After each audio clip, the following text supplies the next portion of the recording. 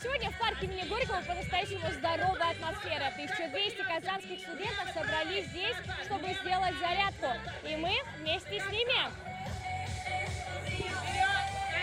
Энергичная музыка, улыбки на лицах и активные упражнения. Зарядку сегодня делают студенты-медики, а вместе с ними и действующий чемпион России по волейболу Максим Михайлов.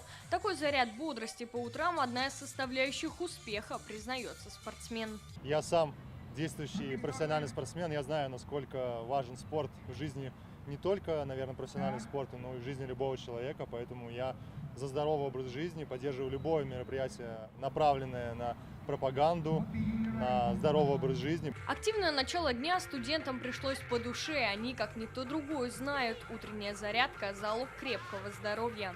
Я считаю, что это, безусловно, важно, так как мы врачи, и нужно поддерживать статус, то есть здоровый образ жизни, проецировать этот образ на других людей. Сегодня было это прекрасно, впервые увидеть таких замечательных людей, как по мне.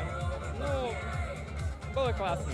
Акцию приурочили ко дню рождения вуза. В этом году Казанскому медицинскому университету исполняется 209 лет. Такие зарядки проводят уже четверть века. Она призвана привлечь внимание к здоровому образу жизни. Потому что все считают, что если нужно быть здоровым, то нужно выпить какую-то хорошую таблетку или сделать укол. Для того, чтобы быть здоровым, нужно двигаться, нужно правильно питаться и иметь позитивное настроение. Как в системе здравоохранения такие мероприятия крайне отрадны и очень приятны. И мы надеемся, что это повторяющееся уже на протяжении 20 лет мероприятие будет продолжаться еще и 20, и 30, и 40 лет.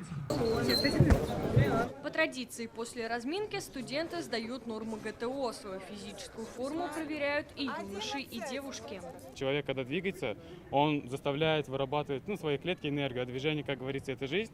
И я считаю, что здоровый образ жизни, конечно, необходим всем. Акцию назвали «Мы здоровы». Присоединяйтесь к этому всех и призывают студенты-медики. Алена Струминская, Ленар Хузяхметов, ТНВ, Казань.